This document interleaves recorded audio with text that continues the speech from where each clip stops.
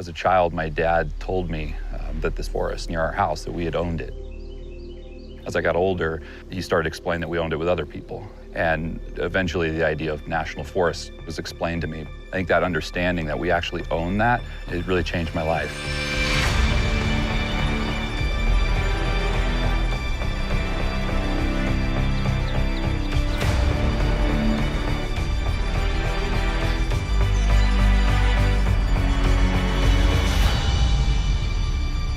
I think that there's a disconnect between the public and the lands that they own. Some people don't realize what the National Forest offers them. People are just forgetting to go and see these wild places. One of the biggest problems facing our national forest is just awareness. I don't think a lot of people are aware that it is their public land. I think it's really easy to take national forests for granted because it's always been here for us. I see it as our most valuable resource in this country, and as a citizen, I think it's our greatest right to wander and roam and be connected to this earth.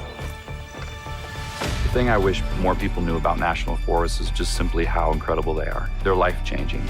You know, I'd have to say that my time and experience within the national forest has had a huge effect on who I have become. The National Forest means many different things to many people. My family can attest to the fact that after I get done climbing, I'm a happier, better person. It's where I go to find my peace. It's where I go to reconnect with nature. In national forests, I am completely present. It's one of the most important things for me when I need to disconnect from the rest of the noise. It makes me appreciate everything else I have in my life. It leaves me with a sense of confidence that I can't get anywhere else. It's in the national forests that you see the relationship between the land and the animals. It makes me feel alive. That's the feeling that I'm looking for in life.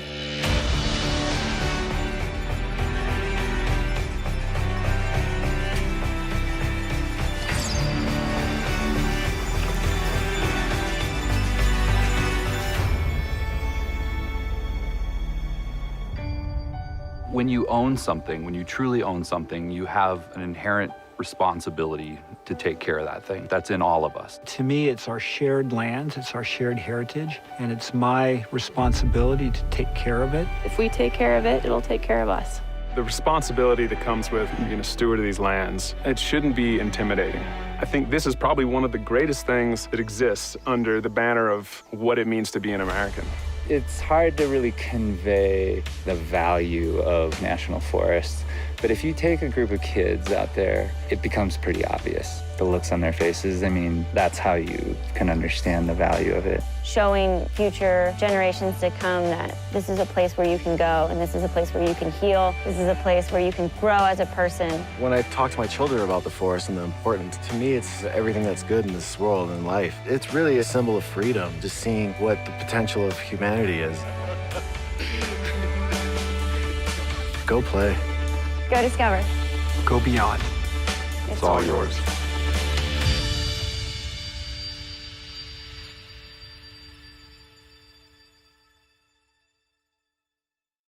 Hi, my name is Lee Manis, and today I came across an abandoned campfire. Every day we are coming across abandoned campfires on the National Forest. This needs to stop.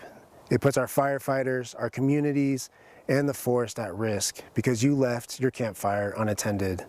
So in the future, when you come camping, bring a bucket of water and a shovel with you so that you can properly extinguish your campfire before you leave.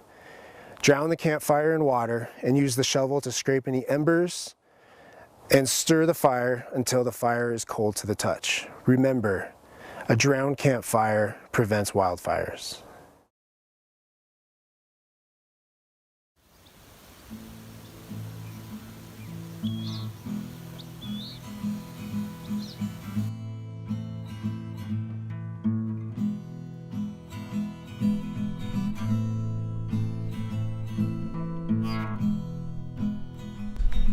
Hi, I'm Maggie Delane. I'm the fuels tech on the Uinta Wasatch Cache, Evanston Mountain View Ranger District. Today we're at the Hoop Lake Burn. This took place in 2016, so 4 years ago. And as you can tell, this area has a lot of diversity in the burn.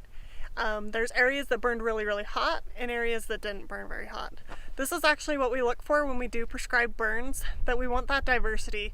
We're trying to be similar to Mother Nature And so Mother Nature will burn some spots hot and some places not so hot. And what we really like about this burn is that the areas that it did burn really hot, we're getting a lot of aspen regeneration, which is great for the wildlife habitat. When we do prescribed burns, we don't always get the consumption that we want, and so we'll have pockets that look really great like this that are opening up the aspen stands from the conifer, and then there are other areas that it won't take as well, and it will just burn some of the understory and not put as good of pockets in, but both are doing what we want it to give it that diverse age group of getting different vegetation types in the area.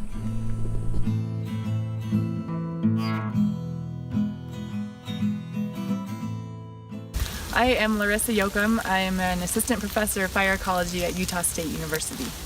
So the idea of heterogeneity, or things that are different across the landscape, is really good for both ecology and also for management. That way the forest has more resilience to all kinds of disturbances like fire, but also insect outbreaks. So if you have more diversity of species and age classes and sizes of trees, the forest can resist some of those impacts a little bit more. An ideal fire might be a one where you get patches of mortality or overstory mature tree death, and patches where the fire runs along the ground, so that again you get that patchy result where some places you've got nice spot for new aspen to come in, and some places you keep those old trees. So having a mix, again, any kind of mix of ecosystems and ages and species is a really good thing to aim for.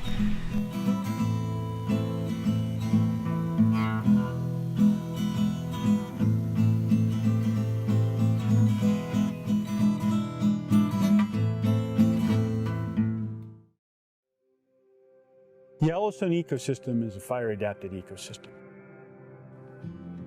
To have that cooperative ability to be trained the same, to work together, we know each other, we know how each agency works, is really important. Across the West, we're seeing more and more population growth, and that is making our job more complex. Wildland fire management has profoundly changed during the last decade. Longer fire seasons, more frequent and more severe wildfires, more extreme fire behavior, and wildfire suppression operations in the wildland-urban interface have become the norm.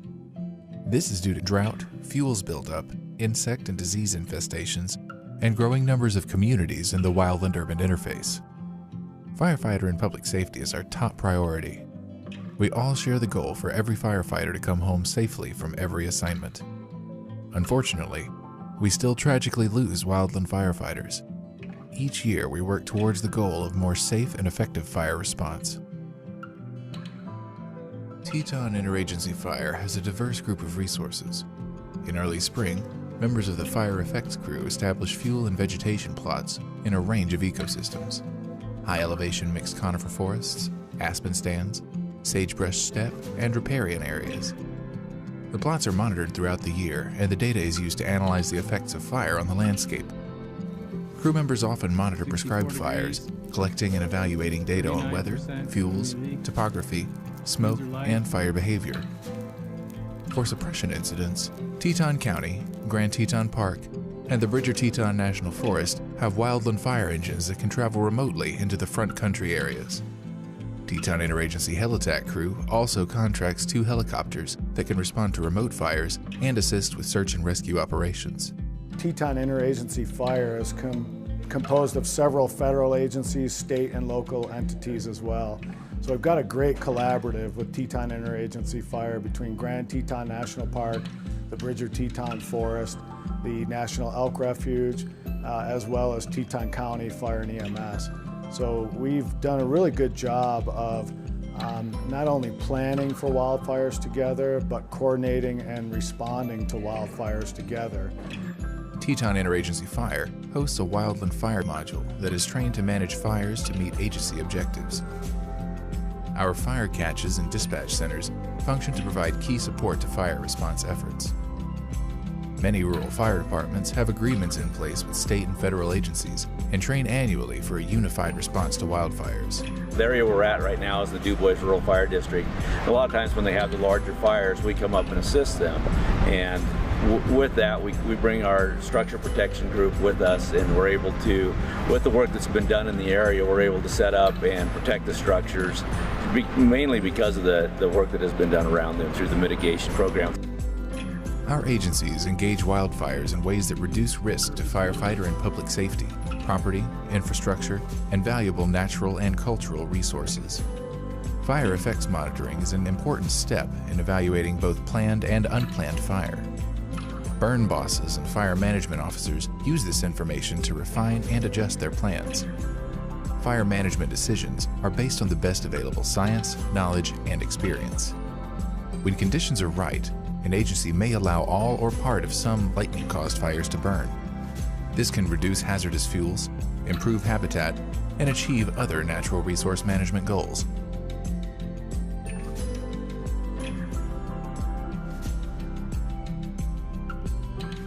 For those fires that start more in the backcountry, well away from any kind of private property or what we call values at risk, many times the response there could be simply a monitoring effort where we just keep track of what the fire's doing, where it's going. Fire prevention and education are critical components of effective wildfire response. While the majority of our wildland fires are lightning-caused, unwanted human-caused fires are a significant part of the interagency fire load. Abandoned campfires are the #1 human-caused fire cause in the greater Yellowstone area. Our goal is to reduce the number of human-caused wildland fires and increase understanding about the role of fire in resource management. A large part of decreasing the risk to firefighters is increasing the defensible space around homes. What really makes a difference for us is defensible space. When we get on the scene, and if somebody has prepared their home, done the correct things to take care of their property prior to the fire reaching them, and makes it easier for us to go in and defend their structures or defend their property. With the defensible space and resilient landscapes, it gives our firefighters an opportunity to have a little safer working area, an area where we feel safe coming into, where we can hopefully draw a line and protect the structures and protect lives and property. Teton Interagency Fire is proud to have such a diverse group of responders and crews that can implement safe, effective, efficient, risk-based wildfire management decisions. Safe and effective fire response is one component of the cohesive strategy, but to be effective, we need all three. Fire-adapted communities, protected by resilient landscapes, allow safe and effective wildfire response to take place.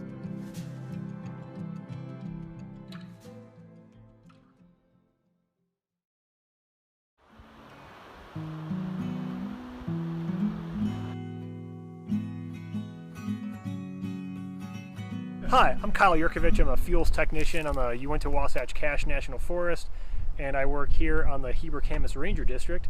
For those of you that are familiar with the Western Uintas, we're looking down into Highway 150, Mirror Lake Highway, which runs along the Provo River. And what we're standing in the middle of is a fuel break that contractors have constructed for us. It's 150 feet on either side of a road, and they've gone through, cut a bunch of small diameter conifer, standing dead, and cleaned up dead material that was on the forest floor, and they've built it into burn piles, which U.S. Forest Service personnel will burn this fall or winter with the aid of some moisture. Now, we are constructing these fuel breaks so that we are giving ourselves a tool in the toolbox for fire management strategies into the future. So in the event of a wildfire in these areas, we now have a fire line where we can engage the fire and fight it on our own terms, provide for firefighter safety, and try to help limit some of the negative impacts from a fire on the landscape by being able to burn off these lines, or if we use them as control features for prescribed fire in the future, as we introduce fire back onto the landscape to play its natural role, we now have these great fuel breaks to use to get fire back into these stands, reduce some of the conifer encroachment of the aspen, and improve the health and vitality of these forests, and try to improve the value of the habitat. So this project is part of the Upper Provo River Watershed Restoration Project, and essentially what we're doing is trying to break up the fuel continuity across the landscape. So if you imagine these watersheds having lots and lots of fuel loading, that is woody debris, dead and down, overstocked stands that are potentially not in a healthy condition. If we get a fire in these areas, we can have high intensity and high severity fire effects, which then has a negative impact on the watershed, water quality and quantity. And so really these projects are all focused on trying to maintain these watersheds, increase their resiliency, and basically grow better habitat for animals and create a better user experience for the public.